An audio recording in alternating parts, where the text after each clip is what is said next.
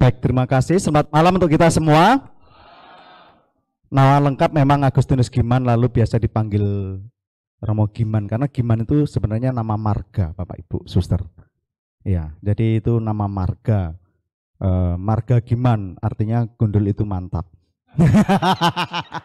Jadi saya di sini punya beberapa yang satu marga dengan saya. Rupanya ada beberapa Giman juga gitu ya, yang gundul juga maksudnya. Itu. Baik, mungkin ini sebenarnya saya mau protes dengan panitia. Kok Romo Pur kelihatan lebih muda daripada saya di fotonya.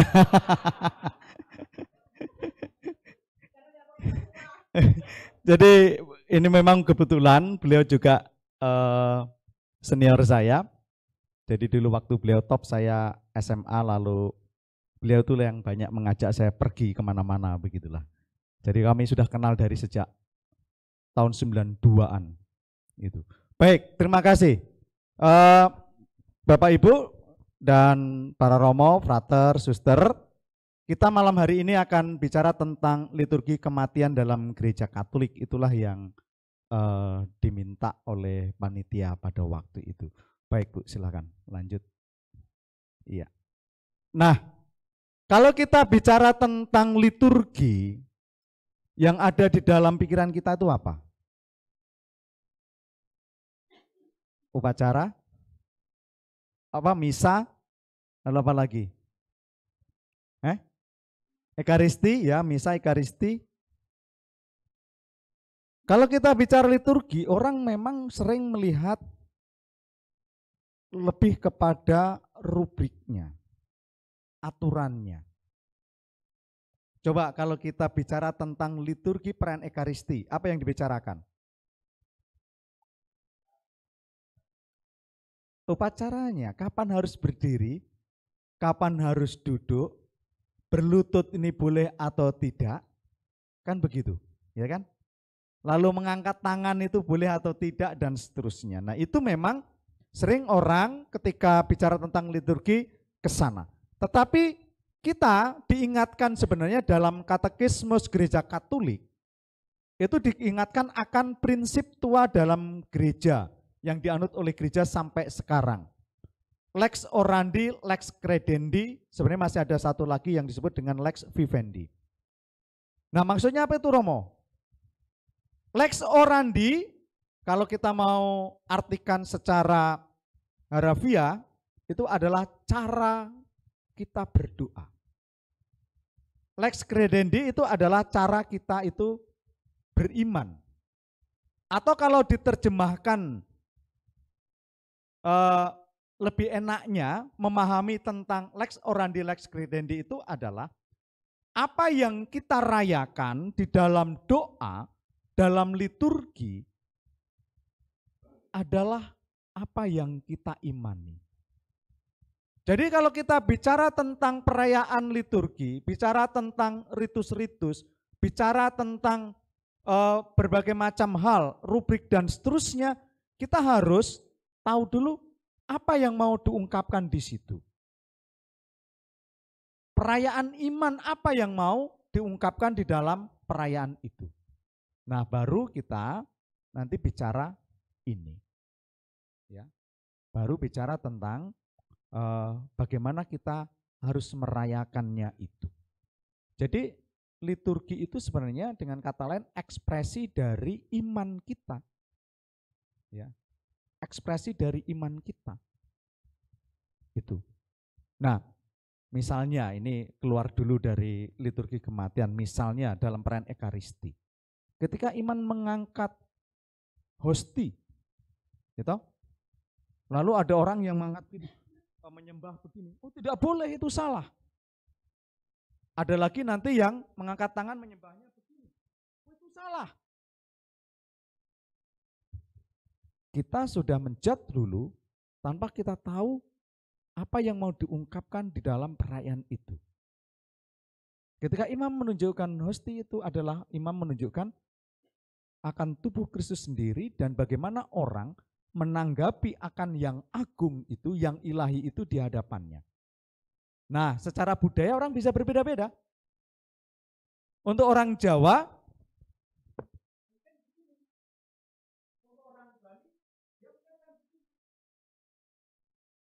Itu adalah ekspresi di mana mereka menanggapi akan yang ilahi. Jadi yang Bali salah atau benar? Yang Bali salah atau benar? Tidak salah untuk mereka. Yang Jawa tidak salah. Kan? Nah, ini kalau kita mau, ini contoh, kalau kita mau bicara tentang liturgi, kita harus sampai di sini dulu. Ya. Kita harus memegang prinsip ini bahwa lex orandi lex credendi, bahwa apapun yang kita rayakan dalam liturgi itu adalah ungkapan iman kita. Baik, ini prinsip yang perlu kita pegang ya. Sehingga nanti ketika kita bicara apapun, kalau kita nanti mau misalnya di sini membaharui liturgi pemakaman misalnya, upacara pemakaman dan seterusnya, kita harus tahu. Dan itu yang sudah disampaikan oleh Romo Pur. Melihat dari sisi teologinya. Melihat dari apa yang sebenarnya diimani oleh gereja. Nah lalu ini bagaimana kita rayakan itu. Dan lalu bagaimana ini kita ekspresikan di dalam doa-doa kita dan seterusnya. Baik, silakan lanjut. Nah, dalam Sacrosanctum Concilium ya, di sana pertama Sacrosanctum Concilium ketika berbicara tentang liturgi, dia tidak hanya bicara tentang sakramen, tetapi juga sakramentali. Nah, ini. Ada sakramen, ada sakramentali. Nah ini ketika bicara tentang liturgi. Jadi liturgi itu luas Bapak Ibu. Ya. Kalau kita ngomong liturgi itu luas. Liturgi enggak hanya berkaitan dengan perayaan-perayaan sakramen saja. Liturgi enggak berkaitan dengan perayaan Ekaristi saja. Nah sering ini yang kadang-kadang ini kalau kita mau membedakan atau kalau kita mau sampai kepada sakramen itu hanya berkaitan dengan Ekaristi misalnya. Contoh ini terjadi di mana-mana. Ketika ada orang mau menikah, sama-sama Katolik, lalu pernikahannya tidak dengan perayaan Ekaristi. Sakramen tidak. Sakramen? Sakramen. Tetap sakramen perkawinan. Meskipun tanpa perayaan Ekaristi. Nah kadang kan orang dulu mengatakan, wah hanya pemberkatan aja itu bukan sakramen. Gitu. Nah ini saya hanya mau menunjukkan bahwa kadang-kadang cara berpikir kita itu ke sana. Nah sakramen itu memang menyangkut 7 sakramen yang diimani oleh gereja. Dan itu dikatakan sebagai perayaan liturgi resmi gereja, di mana Kristus sendiri, Allah sendiri yang merayakan bersama dengan gerejanya. Maka nanti bisa tanya Romo Pur itu. Kalau dalam liturgi yang resmi, itu gereja mengimani bahwa Allah sendiri menguduskan umatnya, dan umat sendiri menanggapi dengan memuliakan Allah. Jadi ada gerak turun dan gerak naik itu. Nah, sakramentali itu adalah kalau di dalam Sacrosanctum Concilium itu dikatakan itu sebagai tanda-tanda rohani kudus yang mirip atau mengarah kepada sakramen itu, ya. Nah, di sana itu permohonan yang paling utama. Permohonan. Jadi gereja yang meminta kepada Allah, memohon kepada Allah. Itulah sakramentali. Ya.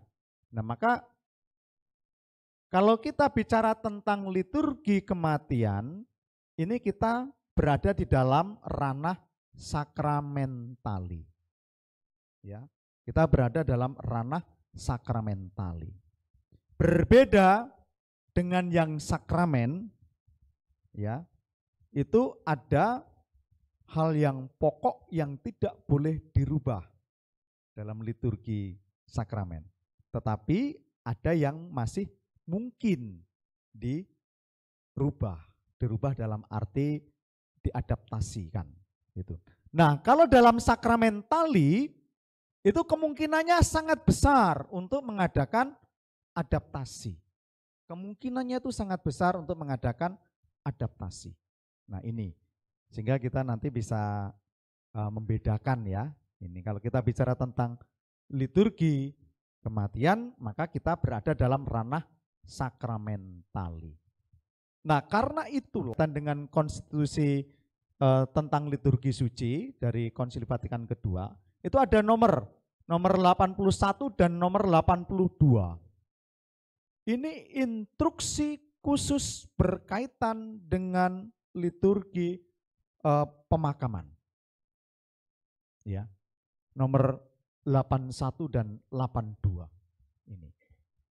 Jadi waktu itu Konsili Vatikan kedua itu mengamanatkan supaya ada pembaharuan. Ya, ada pembaharuan dan itu termuat di dalam Sacrosanctum 81 dan Sacrosanctum 82. Ini. Nanti apa yang mau dibenahi Romo nanti kita akan lihat, ya. Nah, ini pengantar ini. Kita harus sampai di pengantar. Nah, baik, lanjut Bu. Nah, untuk itu kita akan melihat dulu sebenarnya bagaimana sejarah tentang liturgi kematian atau liturgi pemakaman itu ya. Itu. Nah, tentu kita semua sudah tahu bahwa dalam kitab suci, misalnya dalam kitab Tobit, bahwa memakamkan, menguburkan jenazah orang-orang itu merupakan sesuatu kesalehan. Itu tindakan yang saleh. Dan itu yang dilakukan oleh Tobit pada waktu itu. Bagaimana dia menguburkan orang-orang yang dibunuh oleh raja maupun bangsanya, ya, orang-orang bangsanya yang terbunuh dan tak terurus. Tidak ada orang yang berani memakamkan.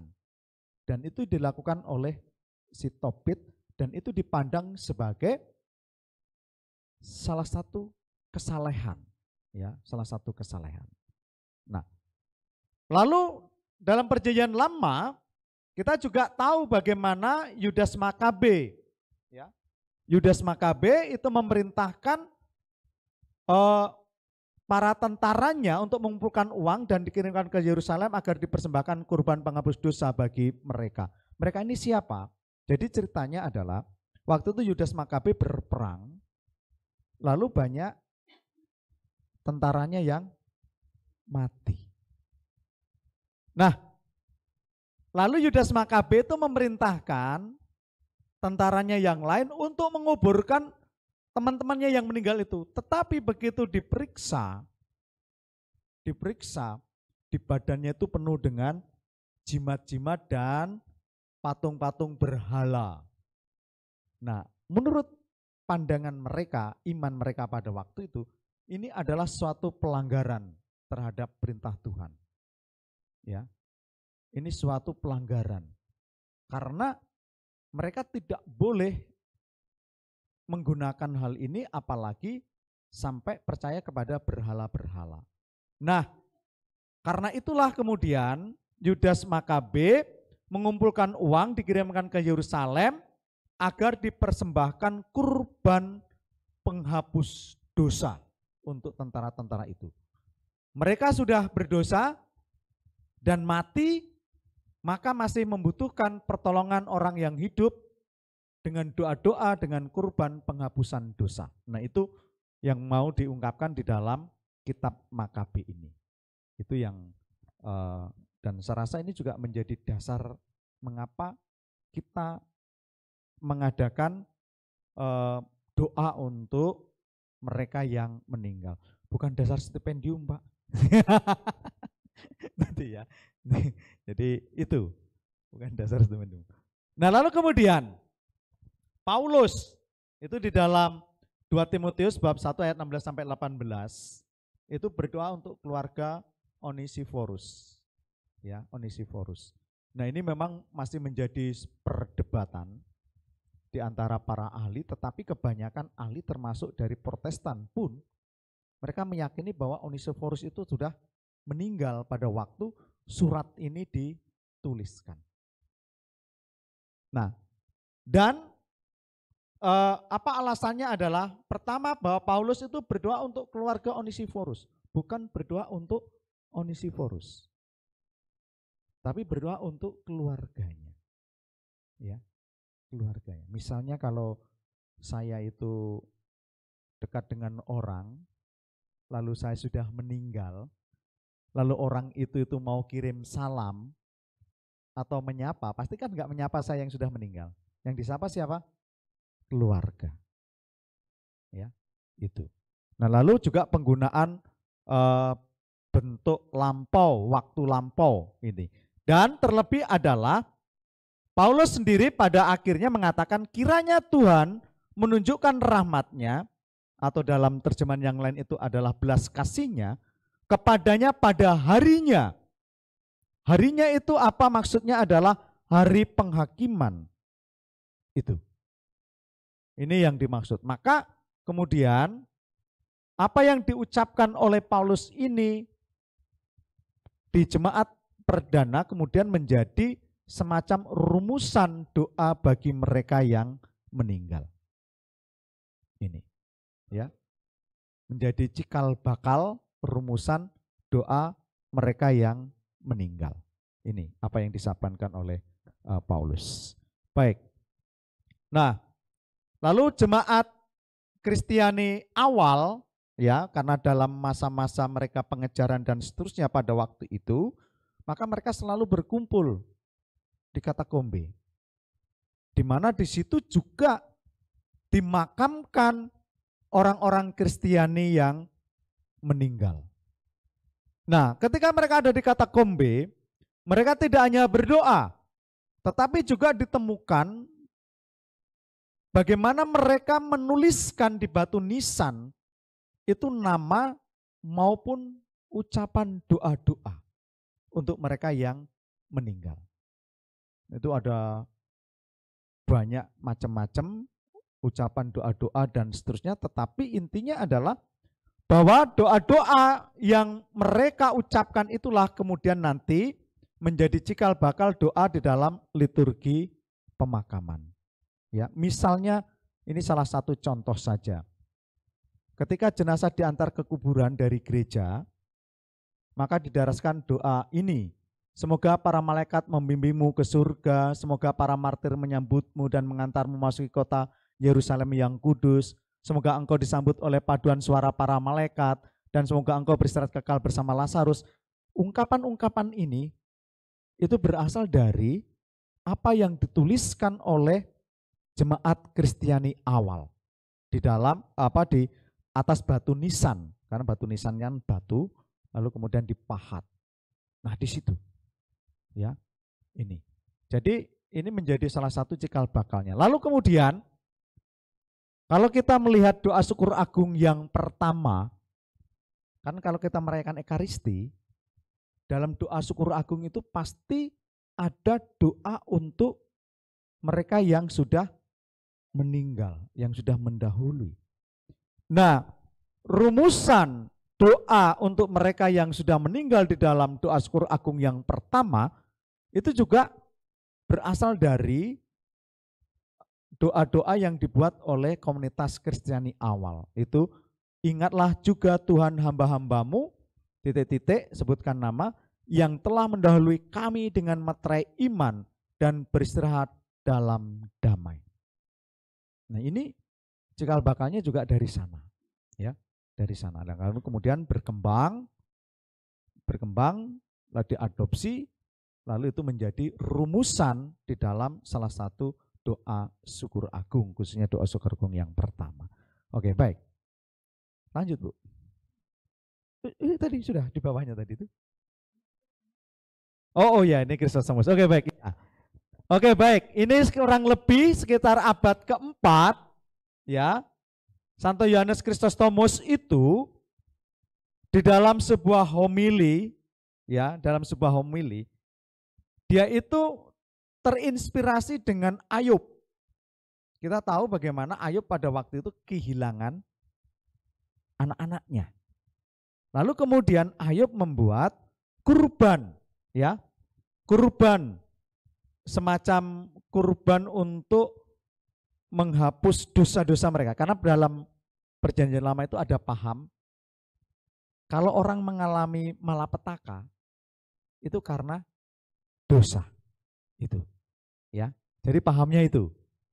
Jadi kalau ada orang mengalami malapetaka itu karena dosa.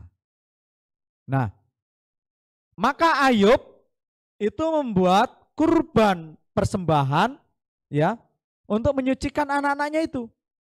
Dan inilah yang terinspirasi oleh Ayub ini, Santo Yohanes Chrysostomus lalu berkata, baiklah kita membantu dan mengenangkan mereka yang telah meninggal. Kalau anak-anak Ayub saja telah disucikan oleh kurban yang dibawakan oleh bapaknya, bagaimana kita dapat meragukan bahwa persembahan kita membawa hiburan untuk orang-orang mati? Doa yang dimasukkan oleh Santo Yohanes Chrysostomus itu adalah bukan hanya doa, tetapi juga kurban ekaristi. Ya, jadi di sini ada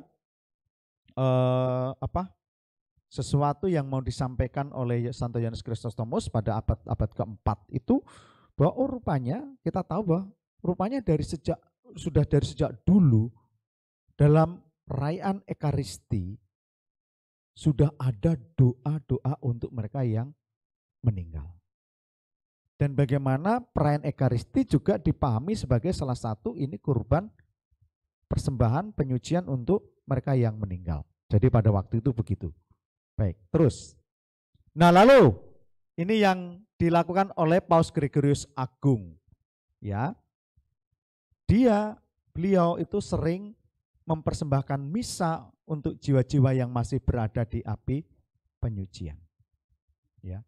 Ini yang dilakukan oleh Paus Gregorius Agung pada waktu itu. Jadi ada sebuah kebiasaan yang kemudian berkembang, kita lihat.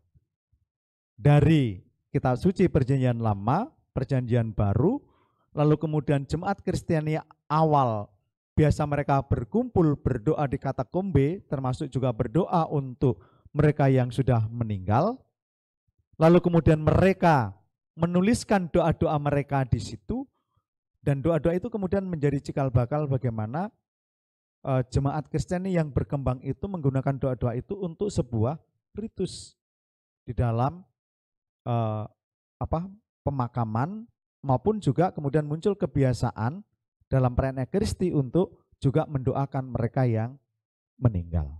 Ya, oke, kita melihat ke sana. Nah, lalu kemudian pada abad ke-6 itu di Biara Benediktin ada tradisi mendoakan orang-orang meninggal dan merayakannya pada hari Sabtu sebelum Pentakosta. Ini khusus di kalangan Benediktin, ya, di Biara Benediktin pada waktu itu. Jadi mereka ada kebiasaan mendoakan ini orang-orang yang meninggal setiap hari Sabtu sebelum Pentakosta. Nah, lalu pada tahun 1030 ya toh, Santo Odilo itu Abbas Biara Benediktin di Klani menetapkan agar diadakan peringatan arwah setiap tahunnya di biara-biara ordurnya, dan itulah yang kemudian menyebar kemana-mana termasuk ke Spanyol, Jerman, dan kemudian menjadi hari raya peringatan arwah semua orang beriman. Ya. Jadi menjadi hari raya peringatan arwah semua orang beriman itu pada tanggal 2 November. Ini saya rasa kita semua sudah tahu ya. Kita sudah tahu.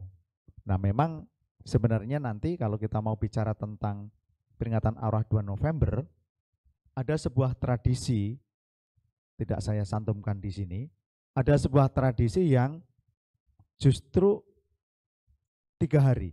Dimulai dari sore menjelang hari raya orang kudus, semua orang kudus, kemudian dilanjutkan sampai kepada peringatan hari raya peringatan arwah semua orang beriman. Jadi 3 hari itu menjadi satu kesatuan, maka peringatan arwah semua orang beriman itu ada kaitannya dengan hari raya semua orang kudus. Itu. Nah, ini kebiasaan ini ketika saya masih di Filipina, karena dipengaruhi oleh Spanyol dan terutama dari Meksiko, mereka masih memegang ini. Meskipun perayaannya itu sudah memang agak jauh dari apa yang diimani oleh gereja sebelumnya. Jadi mereka itu sudah berjaga-jaga, bahkan tinggal di pemakaman dari sejak menjelang tanggal 1. Dan mereka tinggal di sana. Mereka ada membangun tenda dan sebagainya. Pokoknya ramai sekali di pemakaman-pemakaman itu. Dan mereka tidur di situ dan seterusnya. Memang nanti ada misa dan seterusnya, tetapi konteksnya sudah berbeda. Mereka berjaga tapi sambil minum-minum, sambil nyanyi-nyanyi gitu ya. Jadi konteksnya sudah berbeda. Tetapi yang mau saya katakan adalah bahwa kita itu sudah melupakan kaitan antara hari raya peringatan arwah semua orang beriman dengan hari raya semua orang kudus itu, ya. Nah, ini kita sudah melupakan itu, padahal itu satu kesatuan sebenarnya. Baik. Nah, baik. Lalu dari perjalanan liturgi itu, tadi di awal Romo Pur sudah memperlihatkan kita, ya toh, salah satu liturgi pemakaman yang dulu. Nah, itu kurang lebih sekitar 350 tahun sebelum Konsili Vatikan kedua, itu liturginya kurang lebih begitu. Ya, liturginya kurang lebih begitu. Jadi pada waktu itu penekanannya itu pada penyucian jiwa-jiwa orang yang meninggal. Itu. Jadi penekanannya itu pada penyucian jiwa-jiwa orang yang meninggal. Maka kalau Romo Pur menampilkan gambar, ada malaikat maut dan seterusnya. Gambarannya itu sangat mengerikan kematian itu. Ya. Karena ini berkaitan dengan penghakiman, pengadilan, ya. Dan juga api penyucian. Nah, ini yang terjadi pada waktu itu. Baik, silakan Bu. Nah, lalu pada waktu itu kurang lebih secara garis besar, ritusnya itu bagaimana? Jadi prosesi dari rumah ke gereja. Lalu nanti saat memasuki gereja itu ada lagu Sub Venite yang dinyanyikan menyambut. Ya, lalu kemudian dibawa ke gereja, lalu kemudian di situ ada misa requiem. Nah, ini ada doa pembebasan dari dosa-dosa bagi almarhum. Nah, ini kan apa? Karena mereka liturgi pada waktu itu menekankan pada penyucian jiwa-jiwa orang yang meninggal dan pengadilan terakhir. Maka ada ritus di mana sebelum jenazah itu dimakamkan, dibawa ke penguburan, itu ada doa pembebasan dari dosa-dosa bagi almarhum. Ya, ini ada absolusi, semacam kayak absolusi. Jadi kalau kamu dimakamkan itu dosamu itu sudah diampuni semua, sehingga kamu tidak masuk ke dalam api penyucian. Gitu. Nah, ini iman yang mereka pahami pada waktu itu, ya. Ini baik, silakan terus. Nah, lalu kemudian nanti kita lihat nanti aja ya. Nah, kemudian dalam perkembangan kemudian inilah setelah Konsili Vatikan kedua, lalu kemudian muncullah ordo ini, ritus pemakaman yang baru. Itu kurang lebih tahun 1969 ya. 69, terus kemudian kita PWI pada waktu itu menerbitkan buku berdasarkan ordo ini, upacara pemakaman pada tahun 1974, yang kemudian direvisi lagi itu pada tahun 2011. Jadi ini bukunya ya, yang warna hijau. Ini dikeluarkan resmi oleh Komisi Liturgi KWI. Oke, nanti kita akan lihat, kita akan ke sana. Baik, kita akan ke sana. Nah ini yang kita di sini 2010 ya, ini Pangkal Pinang ini. Oke baik. Nah, di dalam ordo atau upacara pemakaman yang baru, ini ditampakkan secara jelas relasi antara kematian orang beriman dengan misteri Paskah Kristus, terutama dalam perayaan Ekaristi. Jadi penekanannya itu berbeda dengan ritus pemakaman atau liturgi pemakaman yang sebelumnya. Kalau yang sebelumnya itu menekankan pada penghapusan dosa, ya, pada api penyucian, pada penghakiman terakhir. Nah, di dalam liturgi pemakaman yang baru penekannya adalah misteri Paskah. Jadi kematian orang beriman itu tidak berbicara tentang kamu nanti diadili atau kamu berada dalam api penyucian, tidak. Tetapi kamu ambil bagian di dalam Paskah Kristus, kebangkitan Kristus ini. Jadi sudah ada sesuatu yang berbeda, hal yang lebih positif lagi, cara pandang yang lebih positif lagi. Ya, ini. Baik, terus.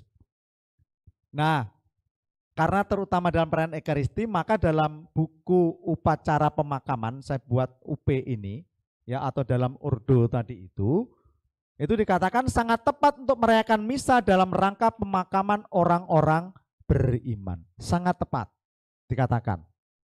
Sangat tepat untuk merayakan misa dalam rangka pemakaman orang-orang beriman. Kalau dikatakan sangat tepat, berarti ada kemungkinan tidak dengan misa. Ya, sangat dimungkinkan, masih mungkin tidak dengan perayaan Ekaristi. Itu. Jadi bahasanya ini harus kita cermati ya. Sangat tepat. Kalau istilahnya, kalau ada perayaan Ekaristi itu lebih baik. Kalau tidak apa-apa itu. Nah, ini bahasa apa? Bahasa kitanya itu begitu, ya. Jadi kalau dengan Ekaristi, oh baik. Kalau tidak, ya tidak apa-apa. Sehingga nanti jangan maksa gitu loh. Ya. Apalagi nanti kalau kita bicara yang di kota ini, itu pengalaman biasanya sudah dikasih tahu, romonya juga banyak kerja dan sebagainya, cukup misa hanya misalnya pada waktu misa requiem, gitu, atau apa, ini 5 hari di rumah duka, tiap malam misa. Mengapa? Saya kenal banyak romo, kan itu. Telepon Romo Yosef bisa misa malam ini. Oh bisa. Setelah besoknya, Romo Giman bisa misa. Oh bisa. Besoknya lagi, Romo Purwanto bisa misa. Terlebih kalau dia punya kemampuan, kan itu. Nah ini nanti juga menjadi sebuah pertimbangan di dalam pastoral nanti. Bagaimana dengan mereka yang tidak banyak kenal Romo? Bagaimana dengan mereka yang tidak punya kemampuan dan seterusnya? Maka ini pemahaman bahwa merayakan Ekaristi itu sangat tepat, itu baik. Tapi kalau tidak, bahwa yang mimpin misalnya prodiakon siapa, itu juga sama nilainya gitu loh. Artinya itu juga baik gitu. Tidak harus dengan misa gitu ya. Jadi ini bahasanya begitulah kurang lebih. Nah, ya baik. Nah, lalu kemudian karena penekanannya itu pada misteri Paskah Kristus di dalam liturgi ini, maka ini ada ketentuan juga di dalam upacara pemakaman nomor 3. Pewartaan sabda termasuk homili, nyanyian, sambutan, dan simbol-simbol dalam liturgi kematian hendaknya mengungkapkan iman yang penuh harapan dan ketabahan, bukan kesedihan. Ini. bukan kesedihan. Tetapi justru iman yang penuh harapan dan ketabahan. Jadi kita itu jangan tinggal di Jumat Agung saja. Paskah Kristus yang bangkit. Ini. Ya. Kristus yang bangkit. Nah, ini yang menjadi apa? Yang harus menjadi pemahaman kita. Nanti termasuk para romonya. Jangan nanti khotbahnya malah cerita yang menyedih-nyedihkan, membuat keluarga semakin menangis dan terusnya itu. Ya. Ini ya.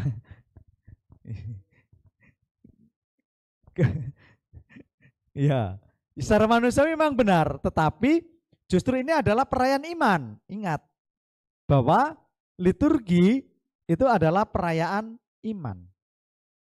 Secara manusiawi orang sedih. Tidak ada yang mengatakan tidak. Semua. Orang kehilangan dengan orang yang dicintai pasti itu. Tetapi kita tidak tinggal pada level manusiawi. Itu. Jadi kematian itu kan ada 3 tingkatan ya. Kita memahaminya, ada 3 dimensi. Dimensi fisik, orang yang mati itu berarti secara fisik dia sudah enggak berfungsi, semua organ tubuhnya, itulah disebut dengan kematian. Dimensi yang kedua adalah dimensi sosial, di mana orang yang dekat dengan dia, entah keluarga, entah kenalan, dan seterusnya, itu merasa kehilangan. Tapi dimensi yang ketiga adalah dimensi rohani, iman. Dan ini yang harus menjadi ungkapan perayaan di dalam liturgi kita. Jadi liturgi kita tidak hanya tinggal pada dimensi fisik, dimensi sosial, tetapi adalah dimensi iman, spiritual rohani. Nah ini ya. Nah, maka saya itu pernah membuat joke. Saya ngomong gini, Bapak Ibu, coba kalau ada yang meninggal, lalu kemudian Anda kirim karangan bunga. Kan karangan bunga itu biasanya selalu turut berduka cita atas meninggalnya misalnya Romo Giman gitu. Coba sekali-sekali buat begini. Tulisannya berbeda. Turut bersuka cita atas meninggalnya Romo Giman gitu ya.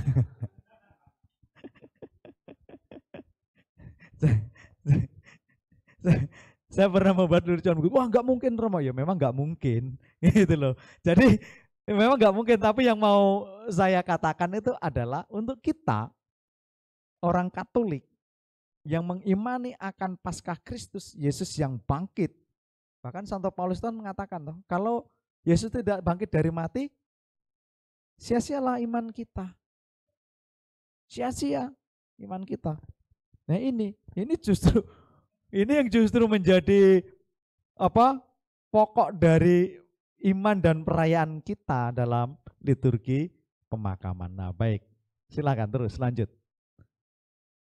Nah, maka di dalam perayaan atau liturgi upacara pemakaman yang baru ini pertama yang ditekankan adalah kematian dilihat dalam relasinya dengan misteri Paskah. Penekanan bukan lagi pada penghakiman, tetapi sukacita kebangkitan. Jadi penekanannya di sana. Nah ini menyangkut kemudian, yang tadi juga sudah disinggung oleh Romo Pur, pakaian liturginya. Ya, pakaian liturginya. Nah, di dalam liturgi yang lama, itu tuh dibedakan, nanti kita akan lihat dibedakan. Kalau pemakaman untuk orang yang dewasa, pakaian liturginya adalah hitam. Yang lama, yang dulu sebelum Konsili Vatikan kedua, yang masih menekankan tentang api penyucian dan penghakiman. Jadi kalau yang dewasa meninggal, itu pakaian liturginya itu adalah hitam. Tetapi kalau anak-anak yang meninggal itu putih. Apa yang ada di balik itu konsep bahwa kalau orang yang dewasa itu dosanya sudah banyak. Sedangkan yang anak-anak itu masih belum berdosa. Maka putih menunjukkan tentang sukacita surgawi. Itu yang pada waktu itu digunakan. Nah ini, kalau kita misalnya masih memakai liturgi itu, wah semakin tua semakin hitam kelam mungkin memakai liturginya. Semakin hitam kelam ini. Nah itu yang terjadi ya.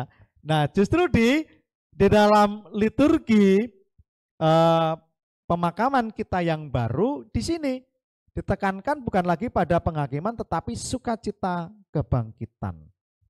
Nah, lalu kemudian yang kedua, sabda Allah, maka nanti dalam ritus-ritus yang ada itu selalu dibarengi dengan bacaan kitab suci. Nah, sabda Allah adalah bagian penting dalam ritus-ritus upacara kematian. Karena justru sabda Allah itulah yang meneguhkan, menguatkan, memberikan iman yang penuh harapan. Ini, ya, maka itu sangat ditekankan sekali ini. Baik, lalu, nah, sebentar, balik lagi Bu. Iya, ini, nah ini. Nah, dulu dalam perayaan yang sebelum Konsili Vatikan kedua, itu upacara kematian itu hanya menjadi tugas para kaum tertabis saja. Para klerus, bahkan juga hanya khusus untuk para biaran-biarawati yang menjadi bertugas. Jadi orang awam itu tidak terlibat. Tidak terlibat. Nah, di dalam perayaan liturgi yang baru, upacara kematian adalah perayaan iman komunitas sehingga setiap orang terlibat dalam perayaan itu. Tentu dengan tugas masing-masing. Jadi tidak hanya menjadi haknya Romo. Tidak hanya menjadi kewajibannya Romo.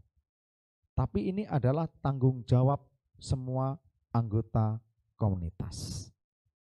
Nah, atau dengan kata lain ya mungkin kalau dalam hal praktisnya ya jangan hanya seksi kematian atau pangurti loyo saja itu loh ya. Tapi ini adalah tanggung jawab semua orang. Itu. Ketika ada kematian itu menjadi tanggung jawab kita. Karena ini adalah ungkapan akan kasih dari anggota komunitas kepada mereka yang berpulang itu. Oke. Nah, lalu kemudian ini yang terakhir ini. Sangat dimungkinkan kebiasaan setempat masuk dalam ritus-ritus tersebut.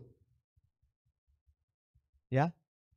Jadi liturgi upacara pemakaman yang baru itu justru sangat memberikan kemungkinan ya kebiasaan-kebiasaan lokal, kebiasaan-kebiasaan setempat untuk masuk ke dalam ritus-ritus tersebut. Tentu kalau ritus-ritus itu sendiri juga mengungkapkan kurang lebih punya nilai ungkapan yang sama dengan apa yang mau dirayakan tadi. Ini ya. Jadi enggak harus begini, harus begitu. Pokoknya beginilah. Kalau enggak sah gitu. Nah, ini. Jadi kita harus berpikir yang lebih terbuka ini. Jadi ada hal-hal yang bisa dimungkinkan. Ya mungkin bahkan dalam SC nomor 81 itu ya, dalam SC 81 itu termasuk warna liturgi. Ya. Dalam nomor SC 81 tadi itu termasuk pembaharuan yang dimungkinkan itu adalah warna liturgi di dalam liturgi pemakaman. Itu. Dulu pernah dosen liturgi saya memberi contoh begini. Untuk orang Batak Simalungun, karena Batak itu kan macam-macam. Ada Batak Karo, ada Batak Toba, ada Pak-Pak Dairi, ada Simalungun. Orang Simalungun itu kalau ada kematian, mereka mengenakan kain putih. Nah, lalu dosen liturgi saya mengatakan demikian. Mengapa di dalam perayaan liturgi pemakaman untuk orang Simalungun, imam tidak memakai kain yang putih atau kuning, mengapa kok mereka malah lebih memakai yang ungu?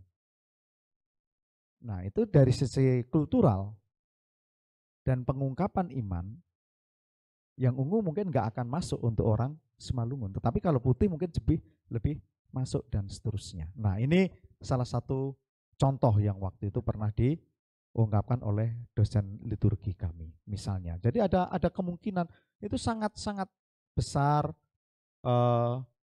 kemungkinan untuk memasukkan kebiasaan-kebiasaan setempat di dalam perayaan liturgi itu. Baik, silakan terus, Bu. Nah, oh ini baik. Ini jadi begini. Ini upacara merawat jenazah. Jadi dalam buku ini Bapak Ibu, ya dalam buku upacara pemakaman ini, itu ada beberapa bab yang berkaitan dengan ritus-ritus upacara pemakaman. Nah, saya hanya mengambil beberapa yang kurang lebih mungkin perlu kita cermati, bahkan mungkin juga nanti bisa menjadi masukan-masukan untuk kita, atau mungkin bahan diskusi juga gitu. Ya. Nah, pertama di dalam buku ini ada upacara merawat jenazah. Itu terdiri dari memandikan, merias dan memasukkan jenazah ke dalam peti. Nah, di sini selama proses ini bisa diiringi dengan doa, pembacaan sabda dan penderasan mazmur. Bahkan nanti dikatakan bahwa kebiasaan setempat itu boleh dipakai di sini. Ya. Misalnya cara memandikan jenazah antara orang Jawa dengan yang bukan mungkin berbeda.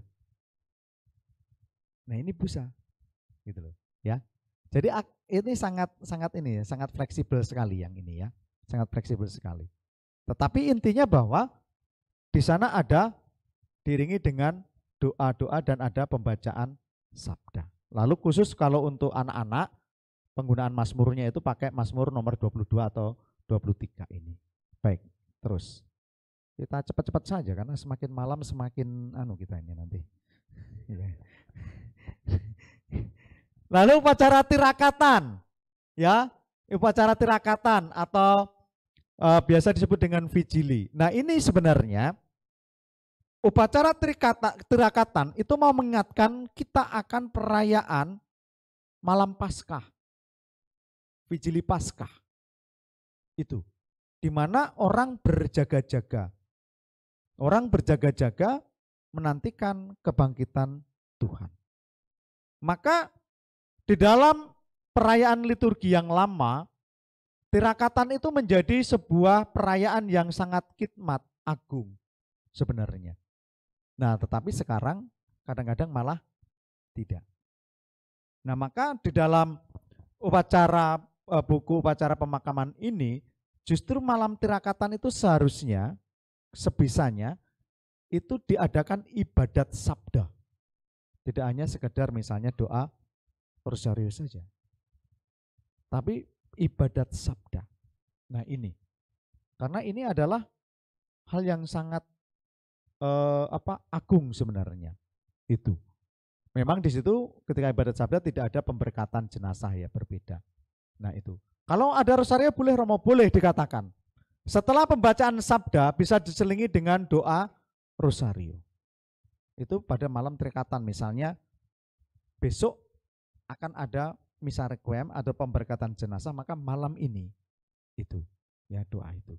Nah, lalu untuk ini para romo, frater, suster, di dalam ibadat harian kita dalam ofisi itu ada ibadat harian untuk arwah. Dan ini yang sering kita lupakan. Malam tirakatan itu kalau tidak ada ibadat sabda, justru di situ didoakan ofisi untuk arwah itu. Sebenarnya. Nah, ini bahkan kadang kita pun ada romo yang meninggal, daster yang meninggal itu pun kadang-kadang kita tidak melakukan itu kan. Padahal ini salah satu kekayaan doa gereja. Itu brevir yang biasa disebut dengan brevir ya, atau ibadat harian. Itu sebenarnya bukan hanya ibadatnya untuk para romo, para suster, itu adalah ibadat gereja.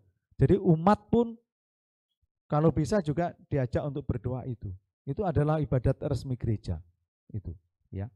Nah, ini jadi pada waktu malam tirakatan itu kalau memang tidak ada ibadat sabda, bisa digantikan dengan ofisi arwah ibadah harian untuk arwah itu. Nah, ini nanti mungkin para suster, romo atau frater bisa memulainya itu. Baik, terus. Nah, lalu kemudian upacara di rumah dan perarakan ke gereja, ya. Ini bisa dipimpin oleh awam atau imam. Kalau imam ya mengenakan stola atau pulviale ya. Itu lalu kemudian jenazah didupai, direciki air, lalu pelayat memberikan penghormatan. Nah, ini memang masih seperti warisan dalam liturgi yang lama. Upacara di rumah lalu perarakan ke gereja dan itu masih diteruskan sekarang. Nah, hanya kalau dulu kan memang begitu. Kalau sekarang, kalau seandainya gerejanya jauh, maka ini tidak perlu. Ya, maka di rumah itu bisa dilaksanakan misa, requiem atau pemberkatan untuk jenazah. Itu. Ya, itu bisa. Jadi kalau dulu itu memang begitu karena memang seperti apa yang katakan Romo Pur itu kan warisan dari barat. Di mana dulu antara gereja dengan tempat pemakaman, tempat tinggal orang itu enggak jauh dan seterusnya. Itu. Nah, ini jadi masih sangat bisa ditiadakan tergantung situasinya. Baik, silakan terus. Nah, ini upacara di gereja atau di rumah, ini hanya beberapa hal yang penegasan ingin saya sampaikan. Posisi jenazah ketika kita meletakkan jenazah di gereja misalnya.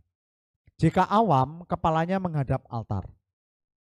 Tetapi jika uskup, imam, dan diakon itu menghadap ke umat, ini mau menunjukkan bagaimana keterkaitan antara kehadiran mereka di dalam gereja itu ikut ambil bagian di dalam perayaan Ekaristi Kudus.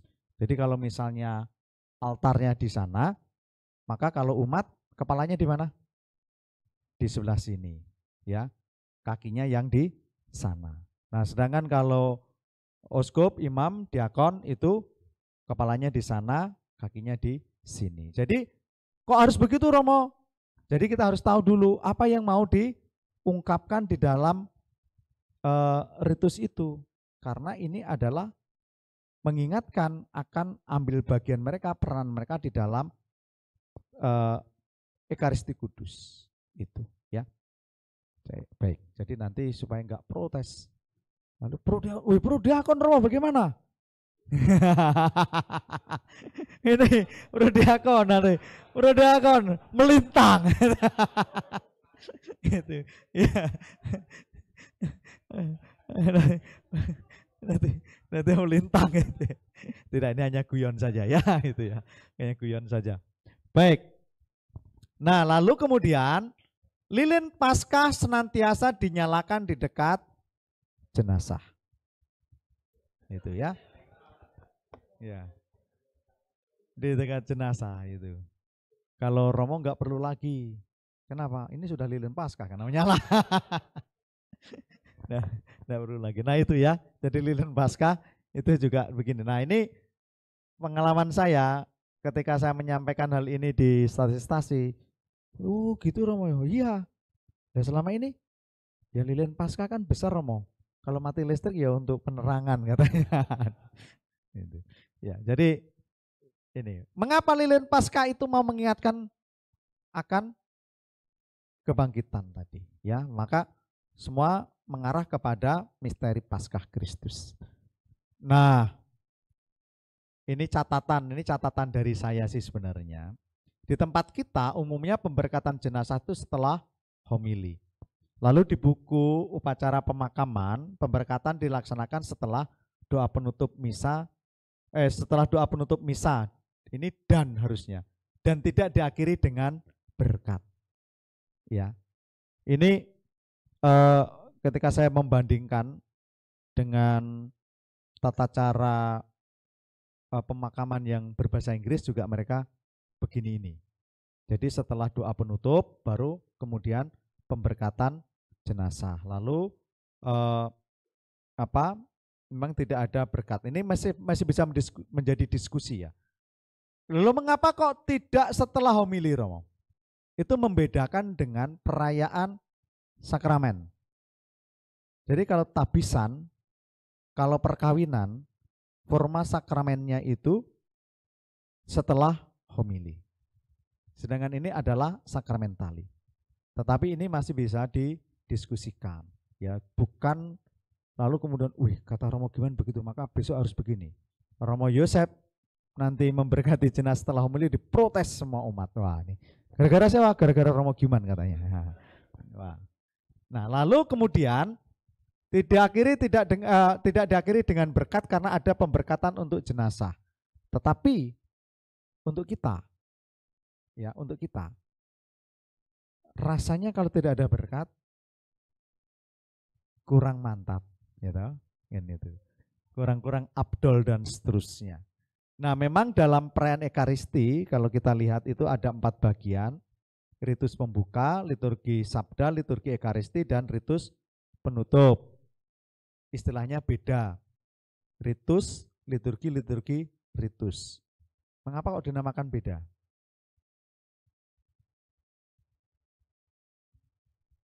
Kok enggak pakai ritus semua, Romo, namanya?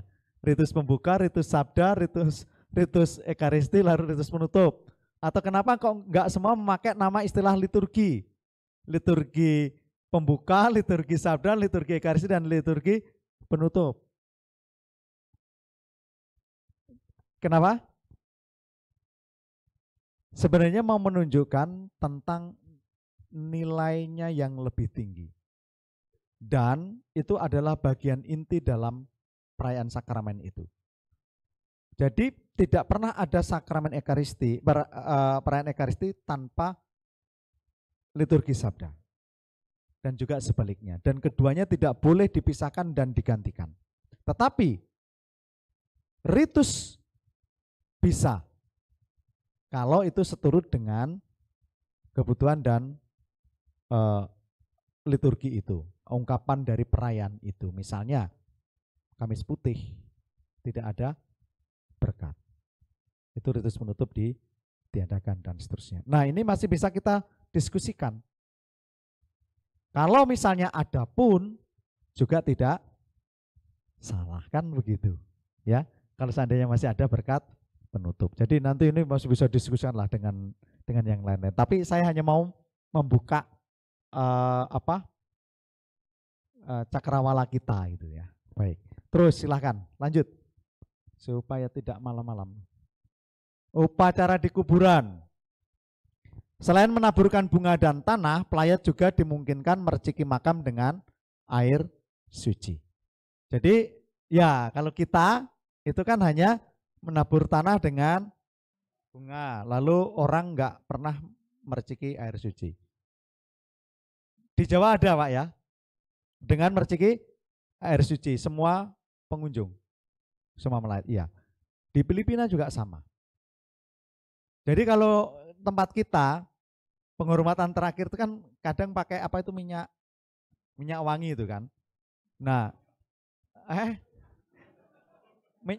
minyak apa? Nyong-nyong, minyak nyong-nyong ya, minyak nyong-nyong.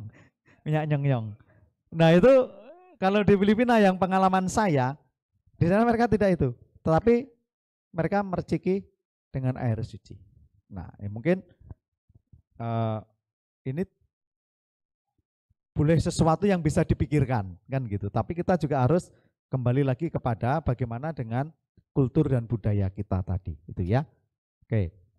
Nah, lalu ini pertanyaan saya untuk menggugah kita sebenarnya. Kalau di krematorium perlukah menaburkan tanah? Ini pertanyaan saya ini sebenarnya. Ini ya.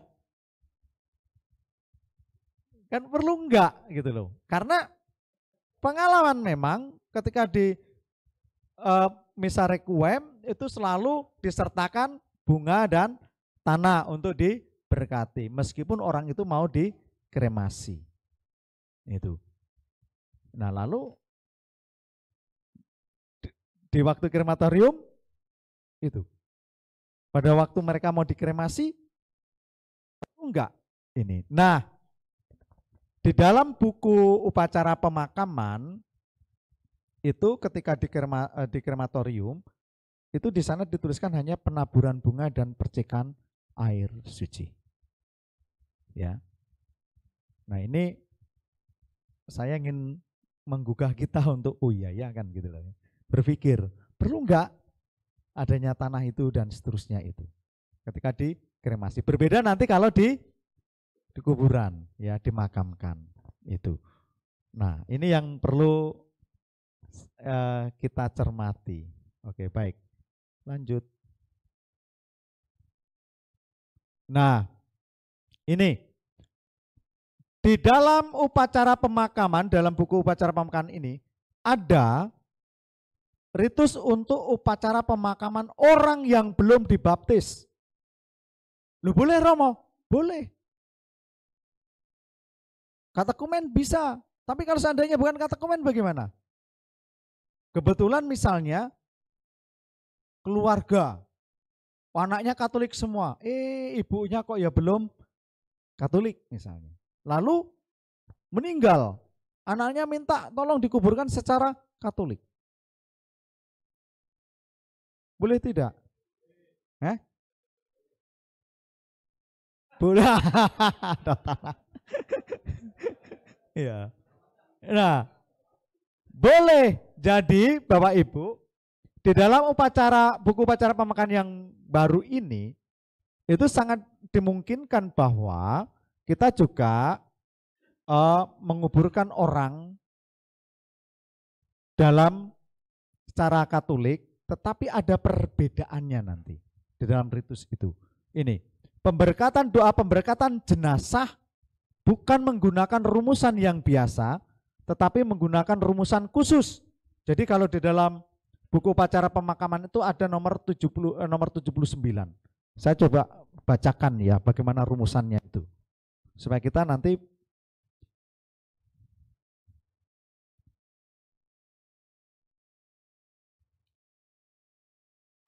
jadi begini dikatakan. Allah Bapa kami yang Maha Rahim, kepadamu kami serahkan saudara atau saudari kami yang telah meninggal dunia. Kami bersyukur kepadamu atas segala kebaikan dan anugerah yang kau limpahkan kepadanya sewaktu hidupnya di dunia ini. Dengarkanlah permohonan kami, bukalah pintu surga baginya, dan tabahkanlah hati kami yang berkabung.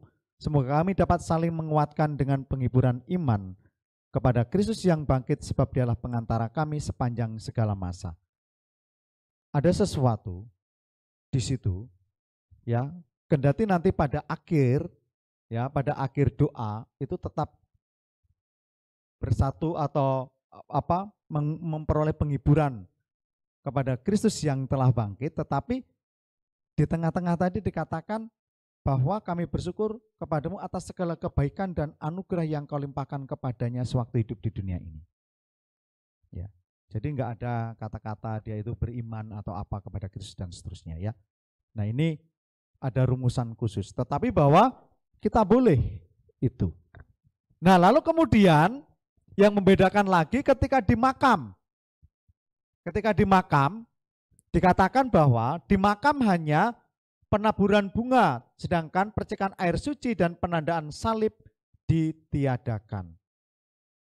Itu untuk mereka yang belum dibaptis. Mengapa air suci dan penandaan salib ditiadakan?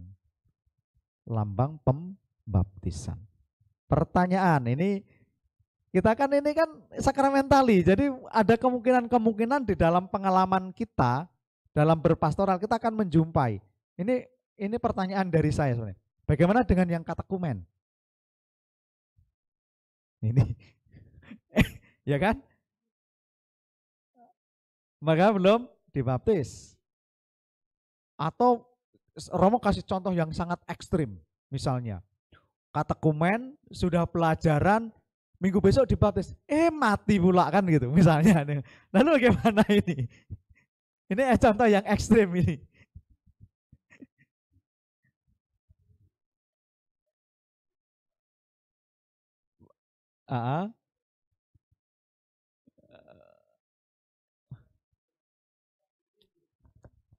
Diberlakukan seperti baptis rindu dan sebagainya. Nah, Bapak Ibu, jadi kita juga harus berpikir secara lebih luas. Ya, bagaimana dengan katekumen? Katekumen adalah orang yang berarti orang yang sudah beriman kan kepada Kristus. Hanya bahwa dia belum dibaptis. Maka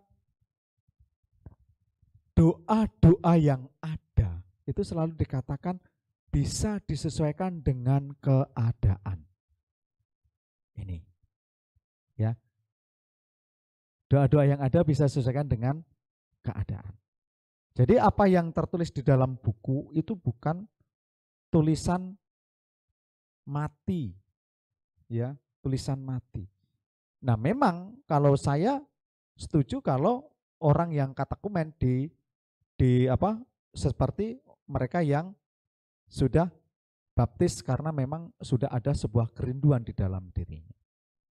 Itu. Berbeda dengan yang ini yang belum dibaptis karena memang belum pernah menyatakan ingin menjadi Katolik atau apapun, kan gitu. Ya. Atau dalam kasus yang sangat ekstrim itu beberapa kali kami lakukan di Palembang. Kadang di kota itu kan ada orang yang nggak jelas, lalu meninggal, tidak ada yang mengurusi. Itu beberapa kali kami urusi. Di mana pemakamannya? Ya sudah dimakamkan secara Katolik. Itu. Ya. Itu. Menguburkan orang meninggal itu bagian dari kesalehan. Taubid. Nah, lalu kemudian ini upacara penggalian dan pemindahan jenazah. Memang kalau di dalam buku upacara pemakaman ini tidak ada rumusan yang tidak ada rumusannya di sana. Hanya nanti ada doa saja. Nah, ini memang dimungkinkan untuk menambahkan kebiasaan-kebiasaan setempat, lalu doa-doa bisa disusun berdasarkan kebiasaan atau tradisi atau budaya setempat. Itu. Jadi doa-doanya bisa dibuat, susunannya juga bisa dibuat. Itu. Baik. Dah, terima kasih. Selesai kan? Nah, pas menguap, pas selesai. Baik, jadi itu Bapak Ibu, para Romo, Suster, para frater itu yang bisa kami sampaikan. Kita sama-sama masih belajar ya. Baik, itu.